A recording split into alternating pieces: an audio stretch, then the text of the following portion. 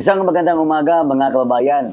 Nagbabalik muli ang inyong lingkod, Sir Coop. Naku mga kababayan ha, eto na naman siya. Nagbabalik. Happy New Year sa iyo ha, convicted criminal Franz Castro mga kababayan. Abay, nag-react ha? Isipin mo kababayan ha, naiinip daw ha. Ayan o, nandito sa post mga kabayan no. Langya talaga tong taong to. Wala na talagang ibang ginawa kundi nagmamalinis, nagpapakitang gilas. Isipin niyo yun, convicted ka na nga.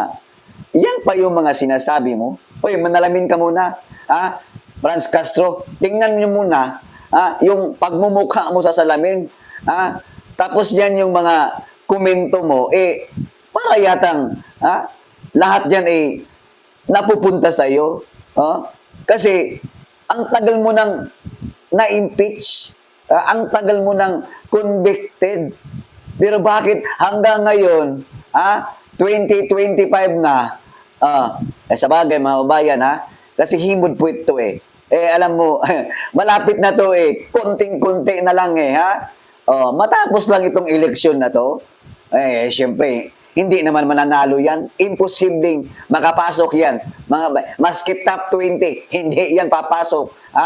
Sa 66 na mga kakandidato sa senatorial candidate or candidacy, malabo yan, no? Makapasok.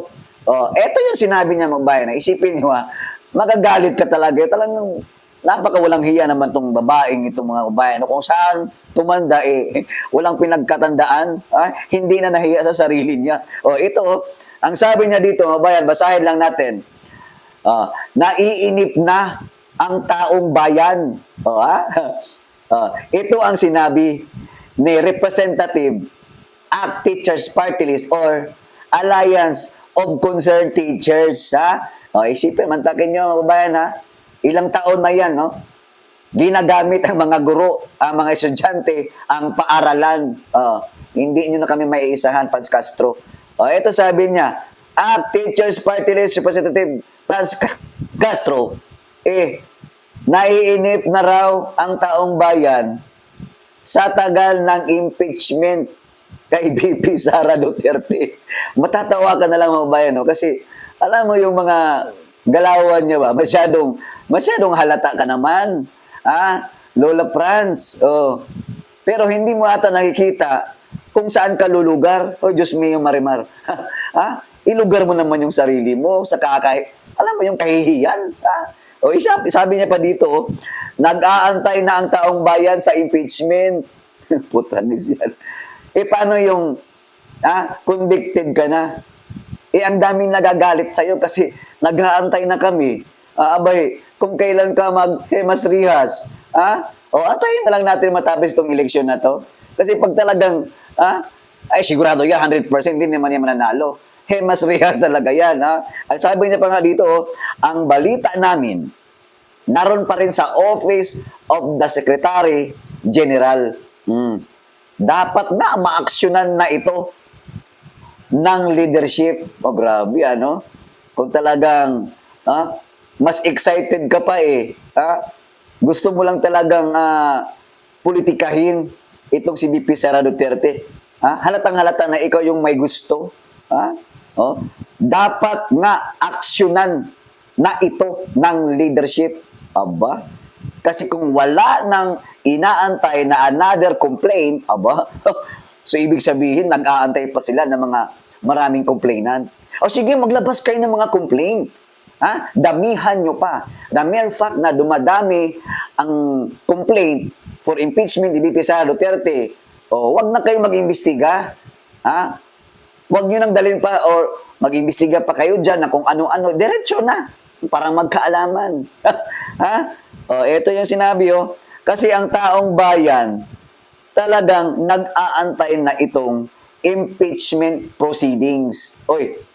Huwag nyo naman kami takutin sa proceedings, Ituloy nyo na yan, Kahit nga, umabot ng 20 na complainant, ituloy nyo lang.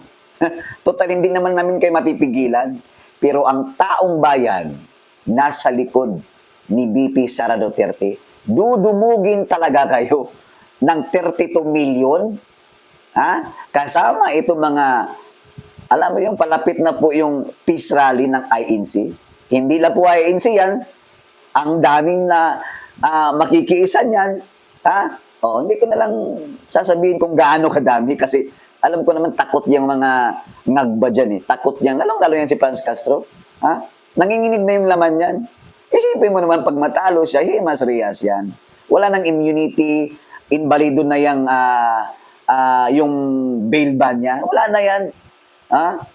Nandyan lang yan siya kasi ngayon, dahil nasa dyan pa sa Congress, pag talagang natalo yan, goodbye, Franz Castro. Eto pa, dagdag ko pa mga kabayan, nag-react pa siya.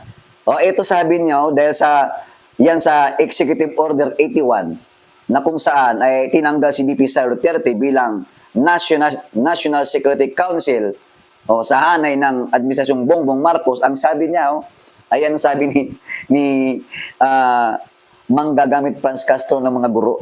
The removal of Vice President Sara Duterte and former President Rodrigo Duterte from the National Security Council shows that the new year marks the beginning of a more intense clash between the two leading political dynasties in the country. Yan ang sabi ng isang convicted criminal na si Franz Castro. Sigurado naman yan. Ikaw naman talaga, Franz, para kang hindi aktivista. Ang gusto mo lang talaga ay manggulo. Manggulo sa Pilipinas, manggagamit para makaupo, makakuha ng pwesto.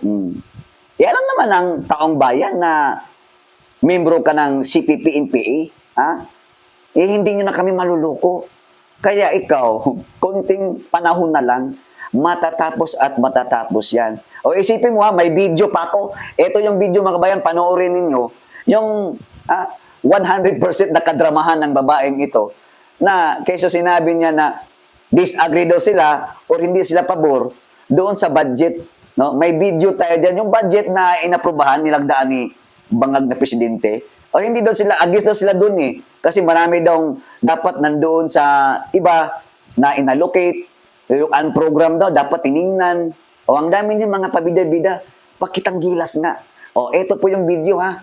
Kayo na po humusga kung, ewan ko na lang itong babaeng na to, kung saan matatapos yung kalokohan niya diyan sa Kongreso. Pabida-bida.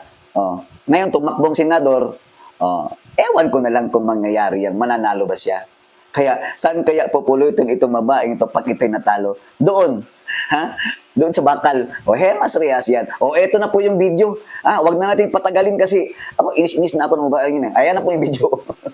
Sabi natin dito, yung patay na pag-asa ng ating mga mamamayan dito sa budget ng 2025. Sa halip na palakihin or lakihan ang budget para sa mga social services, kagaya ng edukasyon, ng kalusugan, sa pabahay, etc., ay minabuti ng budget na ito ng Marcos administrasyon na palakihin ang budget nila para sa mga pork, para sa mga patronage politics, kagaya ng mga ayuda. Hindi natin tinutulan na ayuda, kailangan lang malansihin yung pangangailangan ng ating mga mamamayan doon sa mga social services.